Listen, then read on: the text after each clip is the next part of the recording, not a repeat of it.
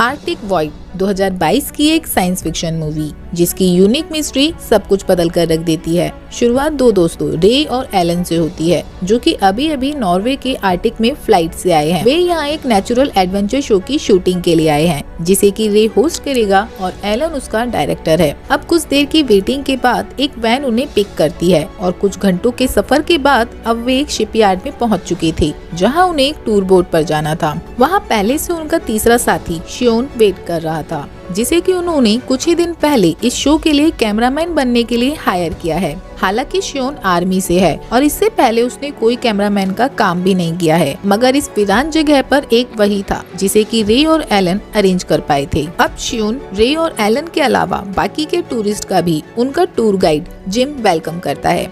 यहाँ से सफर शुरू होता है जहाँ एलन और रे अपने शो के बारे में डिस्कस कर रहे थे जिसके लिए वे इतनी दूर आए थे। तभी उनकी नजर एक लंच बॉक्स पर जाती है जो कि शियोन अपने साथ लाया था और जब रे उसे खोलता है तो दोनों पाते हैं कि उसके अंदर किसी तरह का साउंड डिवाइस है। रे उसे ऑन कर देता है और सुनने लगता है जहाँ इसके अंदर काफी अजीब सी तरह का साउंड आ रहा था जो कि रे को काफी ही अजीब लगता है। जहाँ एलन लगातार उससे कह रहा था कि उन्हें बिना इजाजत के शियोन का सामान नहीं छूना चाहिए, मगर रे से एलन को भी सुना देता है।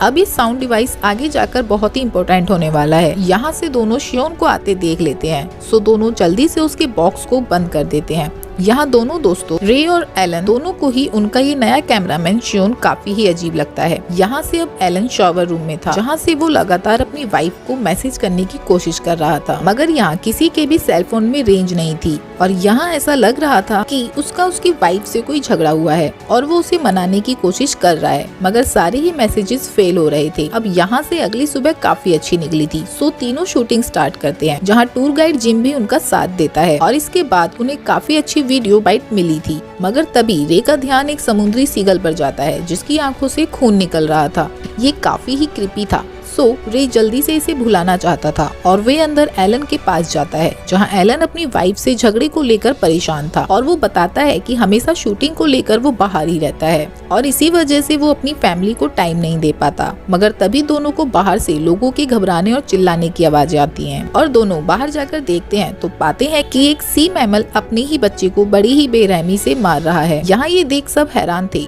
पहले उस सीगल की आंखों से खून आना और अब ये सब। यहाँ कुछ तो अजीब जरूर है। यहाँ सबको डरा हुआ देख माहौल को लाइट करने के लिए टूर गाइड जिम सबको वेलमेट खिलाता है जो कि उसने अभी अभी पकड़ी थी। यहाँ रे इसे खाने से मना कर देता है, मगर एलन थोड़ी सी खा लेता है और उसे खाते ही उसको उल्टी आने लगती है और रे यहाँ एलन से मिलने बोट के पीछे जाता है जबकि शियोन अभी भी बोट के पीछे सब कुछ रिकॉर्ड कर रहा था। तभी यहाँ एक अजीब घटना घटती है। बोट के सारे ही लोग और ऊपर उड़ रहे सारे ही पंछी एक ही झटके में गायब हो जाते हैं। शियोन ये देख हैरान था कि एक ही झटके के अंदर सब कहाँ चले गए। रे और एलन वापिस से बाहर आते हैं और दोनों के यह देख होश उड़ जाते हैं कि बाकी के लोग कहाँ गए। वहाँ सिर्फ उनका सामान पड़ा हुआ था। दोनों हर जगह जाकर उन्हें ढूंढते भी हैं, मगर उन्हें कोई भी नहीं मिलता। रे और एलन शियोन से भी पूछते हैं, मगर वो कहता है कि उसे कुछ नहीं पता कि अचानक से ये सब क्या हो गया। यहाँ शियोन तभी नीचे आकर अपने फोन से हेल्प के लिए भी कोशिश करता है, मगर यहाँ किसी के भी फोन में रेंज नहीं थी। दूसरी तरफ एलन पाता है कि उसके मुंह से खून आ रहा है। वहीं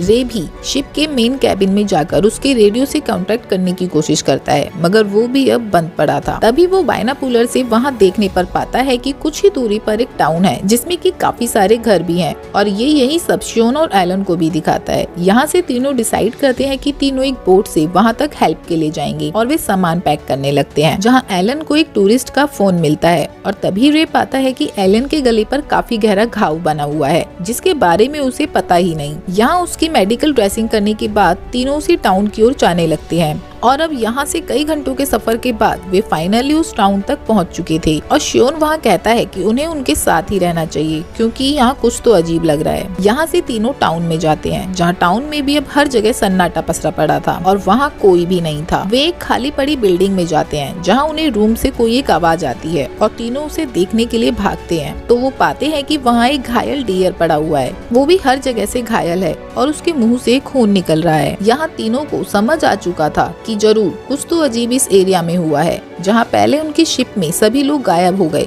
और अब ये टाउन भी खाली पड़ी है, जबकि उन्हें काफी सारे अलग अलग जानवर घायल दिखाई दिए थे। यहाँ से वे और भी आगे जाते हैं और बिल्डिंग्स में जाकर देखने लगते हैं। वहीं एलन का चलना तक मुश्किल हो गया था और वो पाता है कि उसके पैरों में भी अब वैसा ही गहरा घाव आ गया है जैसा कि गर्दन पर था। यहाँ शियोन कहता है कि वे रुक नहीं सकते और उन्हें जल्दी से मदद तो ढूंढनी ही होगी, जबकि एलन वहीं रुक जाता है क्योंकि उसकी तबीयत लगातार बिगड़ती जा रही थी। यहाँ दोनों के जाने के बाद एलन बोट की ओर जाने लगता है क्योंकि कुछ मेडिसिन्स बोट में ही रह गई थी और तभी एक जंगली बियर उसके सामने आ जाता है, मगर वो उस पर अटैक नहीं करता क्योंकि वो खुद भी काफी जख्मी था। यहाँ तक कि ये एक बड़ी मिस्ट्री बन चुकी थी कि सबके साथ क्या हो रहा है और सारे ही जानवर घायल क्यों हैं। दूसरी ओर रे और शियोन को एक बिल्डिंग के अंदर कुछ कमरों में लाइट जली हुई दिखाई देती है और उन्हें लगता है कि जरूर वहाँ कोई होगा। सो जल्दी से दोनों उसके अंदर भागते हैं और अलग अलग होकर सबको ढूंढने लगते हैं, मगर यहाँ भी उन्हें कोई नहीं मिलता और रे को एक गर्म सूप का बाउल मिलता है, जिससे वो समझ जाता है कि यहाँ से भी लोग शिप की तरह ही अचानक से गायब हुए हैं। और तभी उसे बाहर से फ्लेयर गन शॉट दिखाई देता है जिसे कि एलन ने हेल्प के लिए चलाया था और रे जल्दी से वहाँ पहुँचता है और एलन को वहाँ अंदर ले जाता है। दूसरी ओर शियोन अपने बॉक्स को खोलता है और उसमें से उसी साउंड डिवाइस से कुछ सुनने लगता है। अभी तक भी यह साफ नहीं था कि ये डिवाइस क्या है और ऐसे मुश्किल टाइम में भी शियोन उसे क्यों सुन रहा है। वहीं एलन की हालत लगातार खराब होती जा रही थी और वो उसी कैमरा को देखने लगता है जो कि उसे बोट पर किसी टूरिस्ट का मिला था और इसे इस उम्मीद से देखने लगता है कि उसमें उसके गायब होने के बारे में कोई इम्पोर्टेंट बात पता चल जाए। और इस बार उसे इसमें कुछ मिलता भी है जिसे देख के वो हैरान था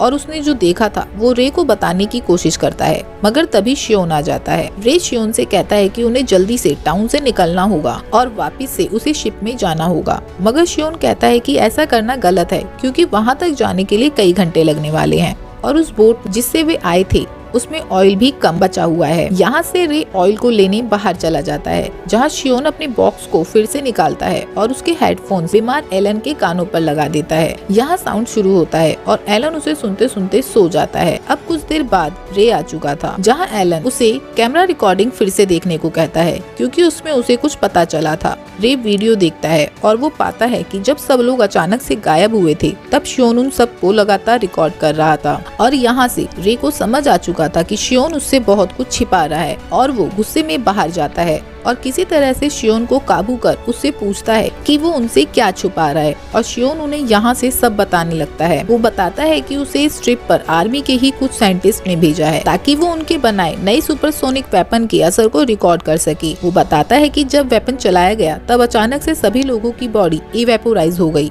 और जबकि जानवरों पर इसका अलग इफेक्ट हुआ। शियोन यह एक्सप्लेन करता है कि जो डिवाइस वो बॉक्स के अंदर अपने साथ लाया है वो उसे उन्हीं साइंटिस्ट ने दिया था और कहा था कि ये सुपरसोनिक डिवाइस के असर को उस पर नहीं होने देगा और इसी की वजह से रे और एलन बाकी के लोगों की तरह इवेपोराइज नहीं हुए क्योंकि उन्होंने शुरू में ही चोरी से उस डिवाइस को चालू कर साउंड सुन लिया था। मगर एलन बीमार इसलिए हो गया क्योंकि उसने बाकी के लोगों की तरह वो फिश खा ली थी जो कि रेडिएशन से भरी हुई थी और यहाँ से यह भी क्लियर हो गया था कि क्यों सारे जानवर बीमार थे और आपस में ही सबको मार रहे थे।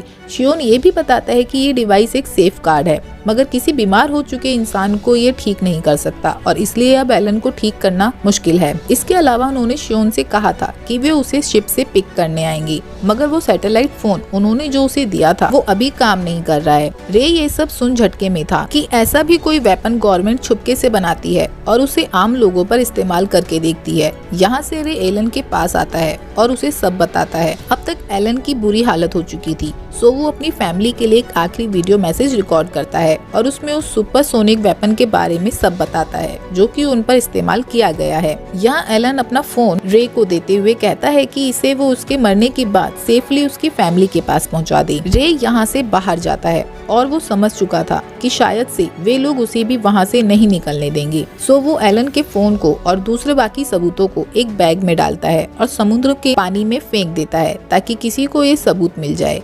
यहाँ शियोन भागता हुआ आता है और बताता है कि उसे कॉल आई है कि आर्मी वाले उसे वहाँ से लेने 30 मिनट में आ रहे हैं और रे भी ये सब सुन जल्दी से घायल एलन के पास जाता है और उससे कहता है कि शायद से वे लोग अब बच पाएंगे और उसे भी अपने साथ ले जाने लगता है। यहाँ से दोनों एलन को किसी तरीके से घसीटते हुए एक बिल्डिंग तक ले जाते हैं जहाँ आर्मी वाले शियोन को लेने आने वाले थे। और अब यहाँ शियोन दोनों को बिल्डिंग में ही छोड़ देता है और कहता है कि पहले वो जाएगा और उन्हें रे और एलन के बारे में बताएगा, फिर शायद वे एलन को बचा पाएंगे। मगर शियोन के जाते ही एलन रे के हाथों में ही दम तोड़ देता है। वहीं दूसरी ओर शियोन आर्मी से मिलने जाता है और उसे भी गोली से मार दिया जाता है। अब साफ था कि वे अपने वेपन की टेस्टिंग के लिए कोई सबूत नहीं छोड़ना चाहते थे। रे को भी गोली की आवाज आती है और वो जल्दी से अपनी राइफल उठा लेता है और तभी उसके कमरे का भी फोन बज जाता है, यानी कि उनको रे के बारे में भी सब पता था कि वो अभी तक जिंदा है और उसे भी यहाँ से जिंदा नहीं जाने देंगी। और इसी के साथ मूवी यहीं खत्म हो जाती है, जहाँ रे के छोड़े सारे सबूत अभी भी समुद्र के बीच बह रहे थे। अब यहाँ रे के साथ क्या हुआ होगा कमेंट में जरूर बताएं और चैनल को सपोर्ट कर अपना प्यार दिखाएं। Thank you.